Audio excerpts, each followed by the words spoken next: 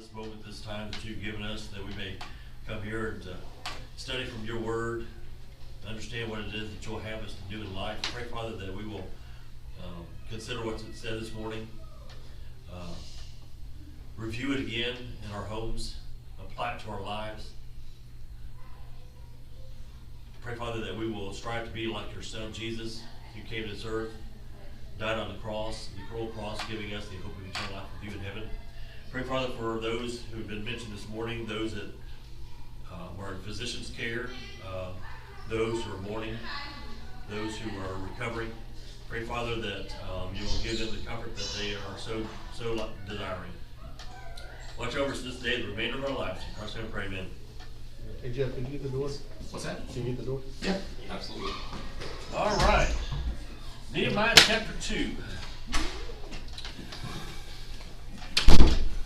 Chapter 2, really and truly, in order to dig into chapter 2, you really have to have the background from chapter 1. It sort of like sets the stage for what's getting ready to happen. The importance of what Nehemiah is getting ready to do. We learned in chapter 1 that he was distressed for what was going on in Jerusalem, Judah. When you think about a fortified city in those days, the walls are important, the gates are important. When these things come crashing down, there is no fortification, is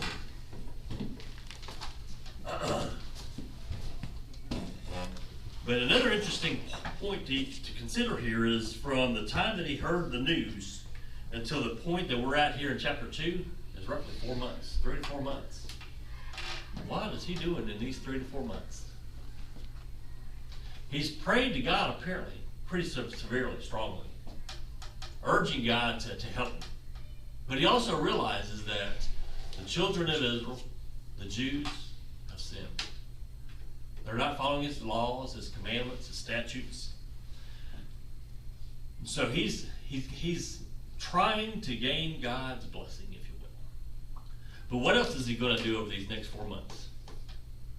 Think about it when you guys were a teenager and you had something big on the plate that you wanted to ask your parents. You needed their buy-in. What do? Give me some possibilities on what you do. When you need your parents, okay, because you're a teenager and you've been able to do a few things, but you want to do something else. Maybe you're going to stay out later. Maybe you're going to need some more money for the affair. Maybe it's whatever the deal is. You think about your own circumstances. What did you have to do in regard to your parents? You gotta think about what they'd say. You got a plan, don't you? In other words, when you go to ask them something, you need to have in your mind, they're going to ask you questions. You're going to want to be able to answer those questions in a positive light. What else is going on? Probably going to kiss up ahead of time.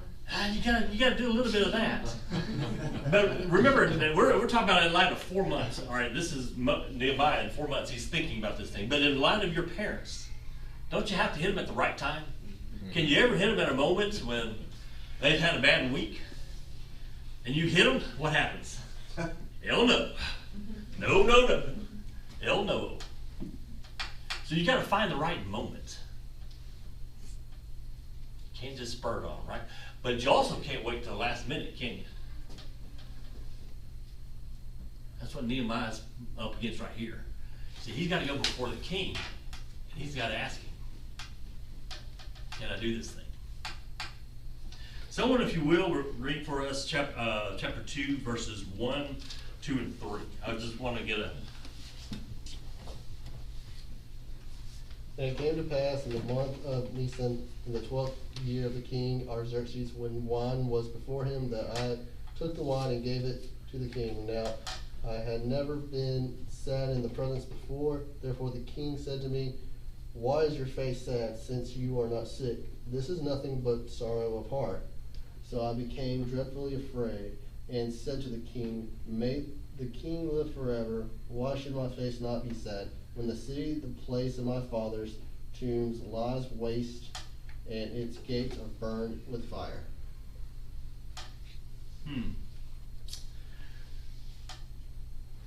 Obviously, would you approach the king in a sad state? In these day and time, the person who's the cupbearer, we learned at the end of chapter 1, he needs to be positive towards the king. The king needs someone to rely on. And if the king's in a bad mood and he sees you in a sad countenance, he may not need you after all, does he? But you don't want that. But he approaches him anyway. And he says, what does he say in verse 3? This is nothing but sadness of heart, that I was very afraid. He was afraid to ask the king. And to the king, let the king live forever. Why should not my face be sad when the city, place of my people, is in ruin, destroyed by fire? He has reason to seek the king, doesn't he? Has reason to seek the king for his help. So I want to flip over and read verses 3 through 5. There's a couple things I want to pull out of here. Said 3 through 5? 3, 4, 5, yes, sir. Okay. I said to the king, let the king live forever. Why should not my face be sad when the city, the place of my father's graves, lies in ruins, and its gates have been destroyed by fire? And the king said to me, what are you requesting? So I prayed to the God of heaven. And I said to the king, if it pleases the king, and if your servant has found favor in your sight, then you send me to Judah, to the city of my father's graves, that I may rebuild it. So he did approach the king, didn't he?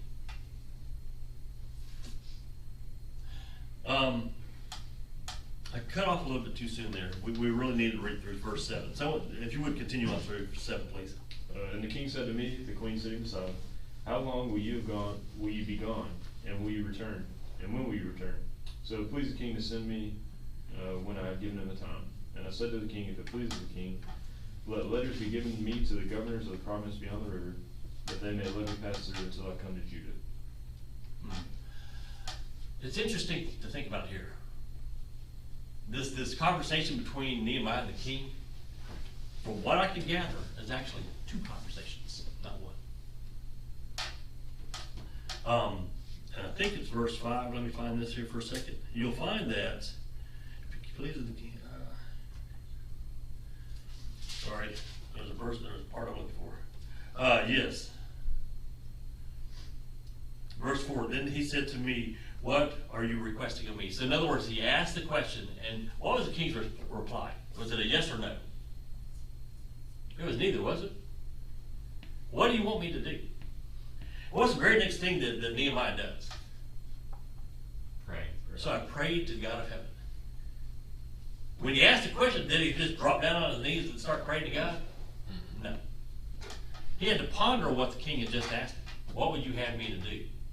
See, he'd already been thinking about it. He's got a not quite a yes or no answer.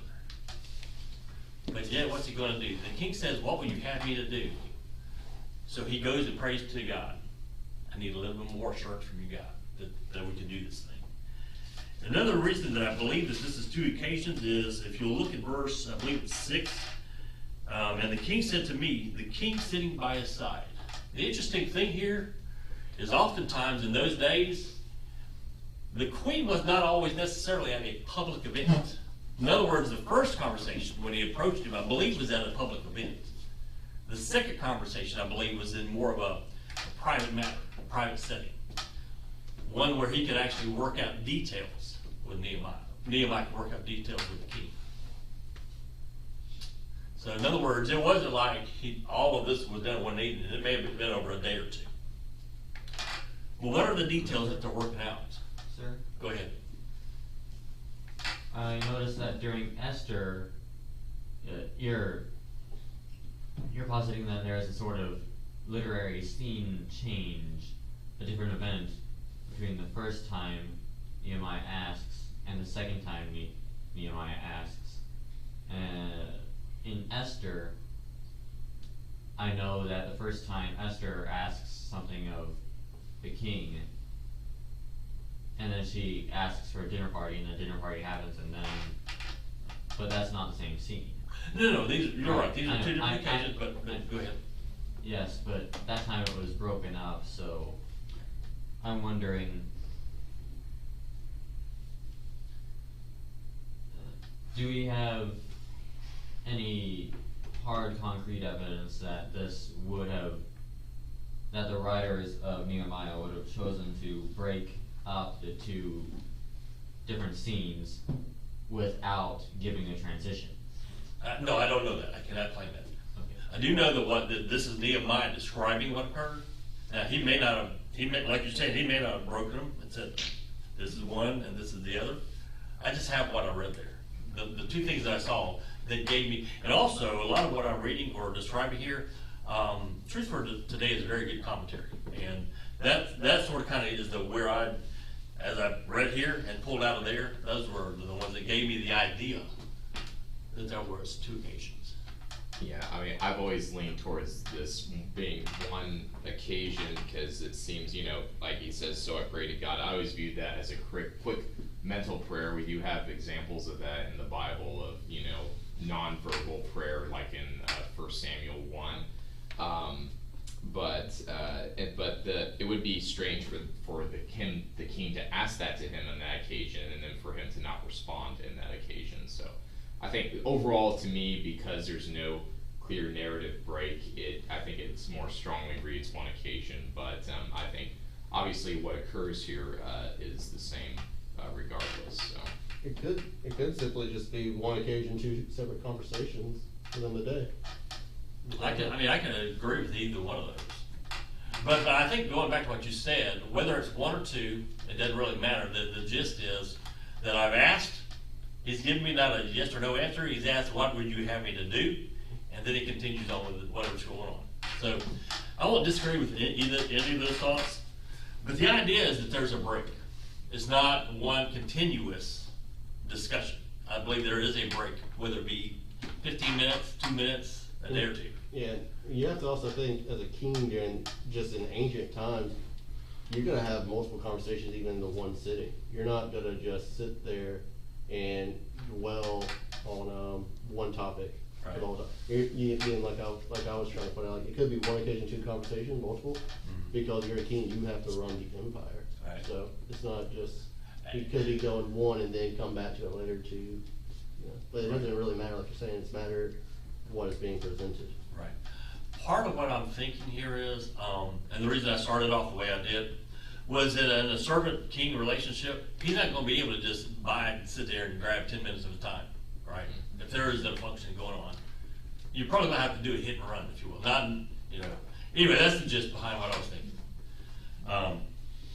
But even still, going back to it,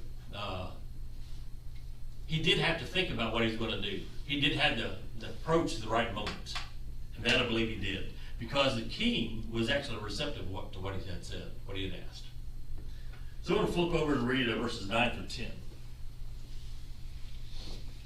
And find out more about what he had asked. What was the conditions that he was seeking? Then I came to the governors of the province beyond. I'm sorry, I broke you off too soon. 8 through 10. My notes are all over the board today.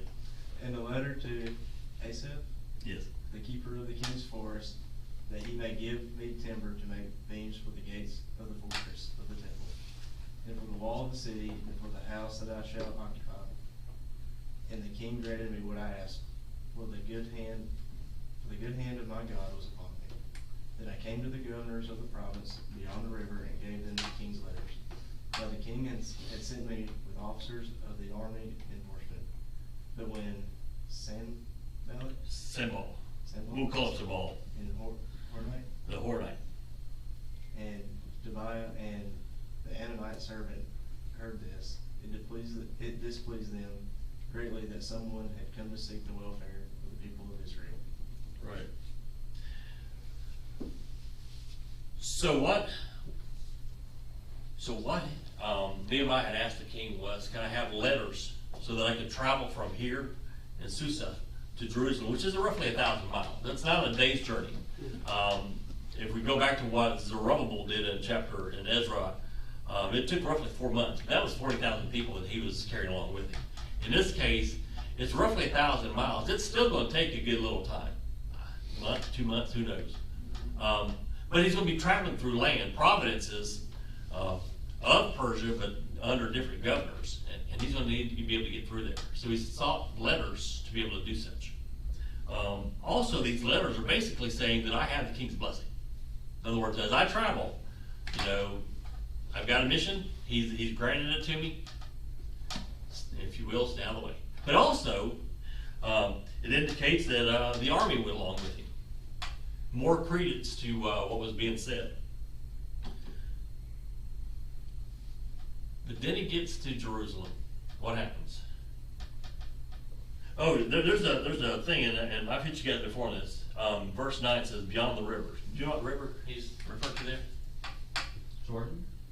Could be. Great. Actually, the Euphrates. If you think about Susa is on the other, on one side, and the Euphrates is on the other, and all the provinces, you know, these places where the governors are on the other side of the river, which I believe to be the Euphrates. And you're right, he will have to traverse the Jordan, the Nile this time. Right. Sabal, what do you know about this guy? And I'm probably mispronouncing his name, but we'll go with Sabal today. Most likely a governor of Samaria. And what were the Samaritans at this time? What were their makeup? Who were they? A lot of them were implants, you know, from various nations Right. Into that region. So Right. There's something I've been kind of like learning out. I said before. You do need to make a distinction between Samaria and Samaritans. Samaria were citizens of Babylon that were planted there. Samaritans are the ones that claim to be of the 10 tribes. And so they did make a distinction even in the Babylonian culture. Right. So going back to what the two of you said, if we put them together, you have those who were transplanted from the days of the Assyrian captivity or Babylonian captivity that were not native to, say, the region of Canaan. They came from other places. But then there were also those, going back to what you're saying, those of the 10 northern tribes, if you will, let's just start with that intermarried with their captors and came back. And that's what you're referred to as Samaritans, right? Yeah, the Samaritan, people of Samaritans. But they live here in this region, Samaria. So it could very well be, and I'm here again, this is more of speculation, that Sabal, if he was a Samaritan, at one time in his ancestry, he could have been Jewish. Well, I don't think that's quite the case. Okay. Israel at the time of the exile, and really even before, was really a totally pagan nation. What The only was? the nation of Israel above Judah during after Solomon. The kingdom. Yeah, they were pretty much just pagan at that point. They worshipped Baal and everything. Okay. If you go back to what I said, though, and I'm not going to fully disagree with you, but if they did have Jewish descent, in other words, if they could go back to Abraham, they were of Jewish descent. Now, they may not have been practicing, obeying God. In what you said, pagan, I will agree with what you're saying. In other words, they may have converted to what we'll think of as paganism. But the point I'm trying to make is that they may have at one time had their lineage back to Abraham. Yes, but It's for like all intents and purposes, they were still uncircumcised heathens. yeah, it's like how you can have a relative that's German, but it's like 4 generations ago, and you have another relative that's more Italian. So. All right, with all that, we're getting off topic a Yeah. little bit. Possibly the governor of Samaria. All right, someone who does not like the Jews. We'll put it that way. This other guy, Tobiah, was an Ammonite official. Ammon, if you want to call it, was a region west of Judah. Here again, did it benefit these two individuals if the Jews came back to Judah, Jerusalem, and started their lives again, worshiping God? No, I submit not. Because if they had, in their idea, if they had the God of heaven on their side, living and prospering in the land of Judah, they couldn't take advantage of them, could they? Up to this point, obviously, they've mocked them. They've destroyed Jerusalem, the city. It was already destroyed by the Babylonians. But as they came back under Zerubbabel and whatnot, they tried to rebuild the city. And it's now in ruins yet again. And I also want to submit this, why is the city in ruins? If the Jews were following God's law. The city was in ruins because they had built the temple, and they had they were building their houses and all that, but at by the end of the day, they were in a survival state. Maybe. I Okay, don't know. alright. Or it could be this, they spent 70 years in Babylonian captivity, they came back under Zerubbabel, eventually in Ezra, they rebuilt the temple, and what happens? They strayed from God. What happens when you stray from God? He doesn't have you back, right? Yeah. He may not be against you, but he's not for you. So therefore, with a city in ruins, the walls are back down, the gates are down and burned. I mean, these aren't just shabby little gates. These aren't like what you have with a picket fence or a, where you just hit the latch. No, these are pretty sturdy gates. On a fortified city, the gate is the weakest point. That's one thing that you have to protect. And there's about five of these, maybe 6, around Old Jerusalem. They're destroyed. And if your gates are destroyed, your enemy has the ability to come in and get right. So what I'm submitting is that the remnant that went back to Jerusalem, to Judah, they didn't actually follow what God wanted them to do. That's what Nehemiah prayed in chapter 1. We have sinned against you. So anyway, you have these 2 individuals, and there's going to be others that are not exactly for you. So they're going to mock you. They're going to try to dissuade you, what have you. So I want to read verses 11 through 15. So I came to Jerusalem and was there 3 days. And I arose in the night, I and a few men with me. I did not tell anyone what my God was putting into my mind to do for Jerusalem, and there was no animal with me except the animal on which I was riding. So I went out at night by the valley gate in the direction of the Dragon's Well, and onto the refuse gate, inspecting the walls of Jerusalem, which were broken down, and its gates, which were consumed by fire. And I passed on to the fountain gate and the king's pool, but there was no place for my mount to pass. So I went up at night by the ravine and inspected the wall. Then I entered the valley gate again and returned. All right. Why don't you rest 3 days? Just give you just think about it for a second. In today's world, we talk about, you fly from here to there. And don't you have this thing called jet lag? You got to get used to the new time frame or the new whatever. Obviously, that's not going on here. However, you travel 1,000 miles over not the greatest of roads. Imagine a pothole they had to deal with. A wagon, mule, camel, horse, whatever. It's rough. I think a similar occasion occurred with Ezra, where he rested a little bit. You got to give your body time to sort of kind of rest and heal up. Also, remember, he's got to put his plan in action.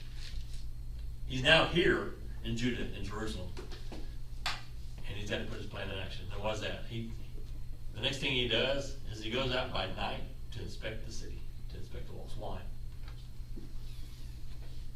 Trying to be covert in his purpose. And yes, covert's one. And then, you're right. He wants to be able to see it for himself without someone saying, "Oh, go look at this. Go look at this." Covert in that he doesn't want his enemies to know what he's doing. Mm-hmm. Right? Yep. And then you don't want to tip your hand too much, if you will. So he's sure not. And I don't know, and this is speculation on my part, I don't know that he's ever been to Jerusalem.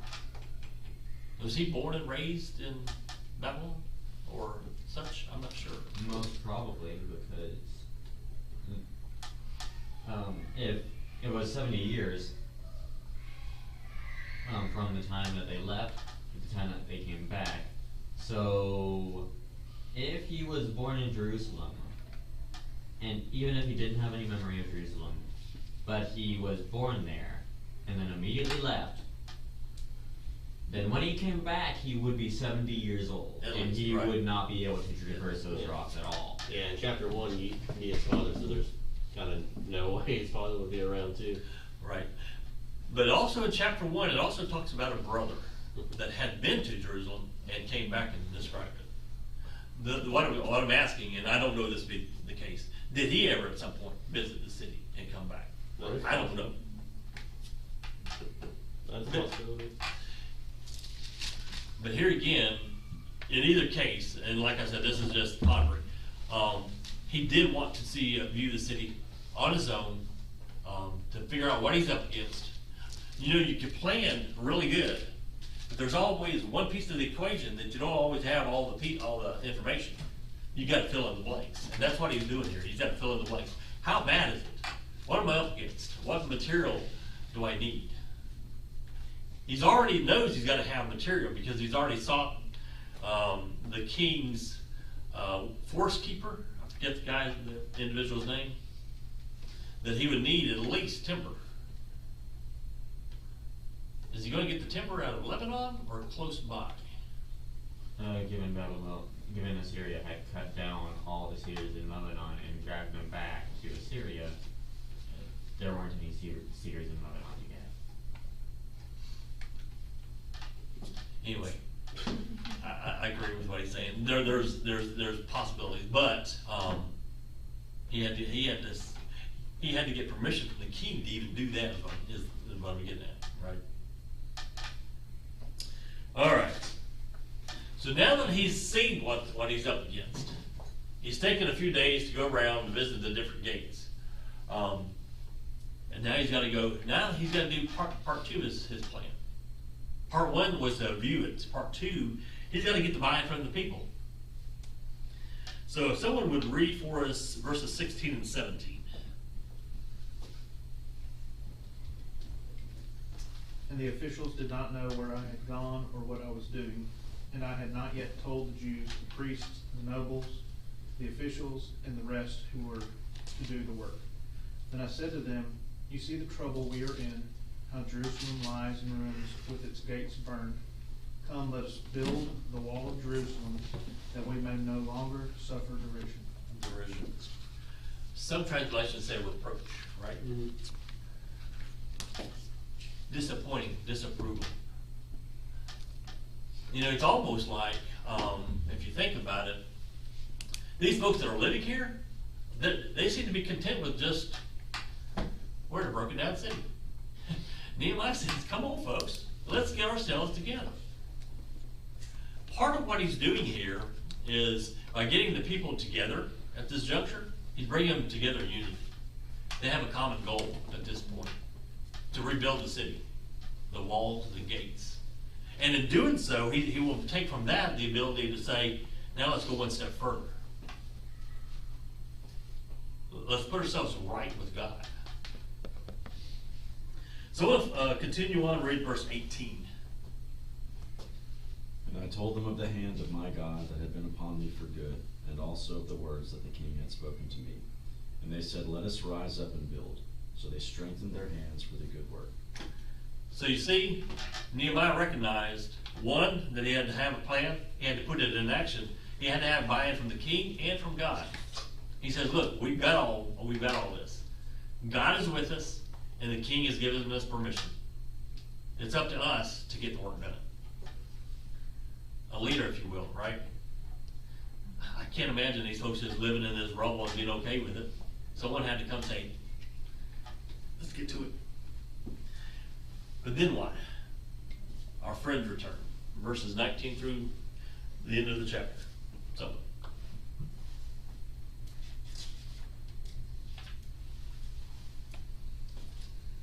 But when Sanballat the Horonite, Tobiah the Ammonite official, and Geshem the Arab heard of it, they laughed at us and despised us and said, what is this thing that you are doing? Will you rebel against the king? So I answered them and said to them, the God of heaven himself will prosper us. Therefore we, his servants, will arise and build, but you have no heritage or right or memorial in Jerusalem. All right. These three individuals, we didn't talk about Geshem earlier, but anyway, Arabian. They're up to an old trick. They're mocking them, but in their mock, they also accuse them of something. Rebelling against the king. Same thing that occurred back in Ezra chapter 4. When those that were in position like Sabal or Tobiah or Geshem here said, if you're going to rebuild a city, a fortified city, aren't you really saying that you're going to be against the king? And in those days, Artaxerxes, the same kings, sent letters that said, stop the construction. That's what they're up at. That's the little trick that they're trying to employ here. You've already been over this ground once before. You're not going to rebuild. We're going to go to the king. And what does Nehemiah say?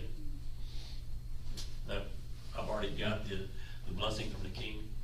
God is on our side. We will continue. You have no part in this. We will. It's all up to a higher authority than the king. Exactly. Yeah. It kind of reminds me of this one TV show in Hogan's Heroes where Colonel says to General, how important are these orders? They were given by the highest authority. The Fuhrer? No, my wife. So. Yeah. That was a good show. Thoughts from you guys? I think it's remarkable still that the governors, through the generations, the surrounding neighbor governors want to hold them back, but at the same time, if you look at the history of Babylon, like there's always an internal conflict, so it's also they're looking at like, ooh, I don't want more competition. Right. And along those lines, think about this also. When the Israelites returned from Egypt, they crossed the Jordan. What was their instructions? To utterly destroy the folks in the land. Obviously, they didn't do it. So these folks, your Geshem, your Tobiah, Sabal, other leaders of that nature, know that. That was their intent, was to destroy the inhabitants of the land so that they, the Israelites, can claim it according to their God. So that's also in the back of their mind. That they're not just looking to claim their little piece of the pie, they want it all. I think you had a thought. Jeff? Oh, well, I did, but it wasn't related to what you just said right now. So, so if you're going, I was just going to mention that Sambalot, there's actually like multiple pieces of historical documentation for his existence. So we actually, I think, if I'm not mistaken, the two other individuals also from that time period, we have documents establishing their rule and their existence at that time period. So it's fascinating actually how this period of time in the Bible is actually pretty like well documented, and these individuals, like there's good historical evidence for them. So yeah. Another interesting thing along when you said documents there that brought to mind, for him to be the governor of Samaria, he had to have the okay from the king also, because he's just a noble under the king's authority for a particular region. So in other words, it's interesting that now Nehemiah has authority over, say, Judah, whereas you said Sanballat? Yeah, Sanballat, yeah. Right, has authority over another region. Well, like I was saying, when you have two regions that are close together, people of different nations, they don't necessarily get along. You know, obviously, there could be bitterness between them. Other thoughts, questions, concerns?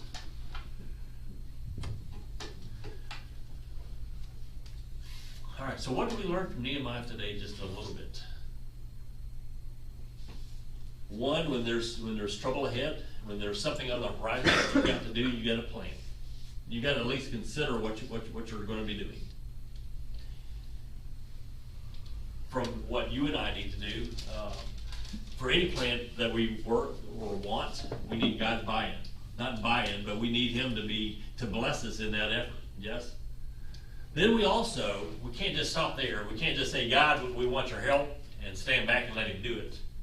We have our part as well. We've got to do our action. That occurs for us today even. We can't just sit back and say, I know you can do it. You created the world. You can do anything.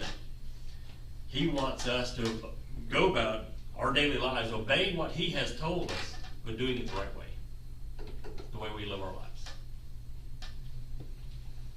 And as our example today was the building of the wall.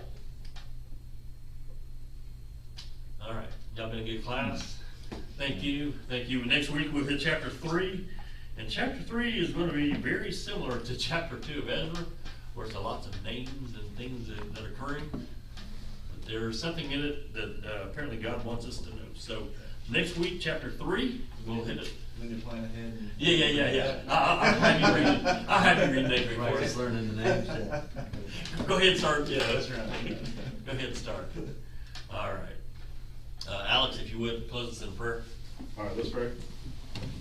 Dear Heavenly Father, we thank you for this day. We thank you for men like Mr. Sandman that come in here and can teach these classes to us. Let us learn a little bit more about books that maybe we're not as familiar with.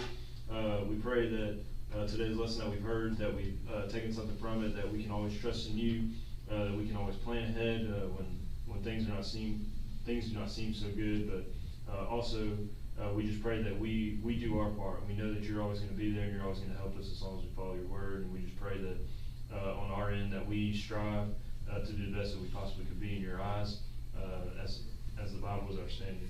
We thank you for all the many blessings, and we pray for safety as we go home and the rest of this week. In Christ's name we pray. Amen. Amen.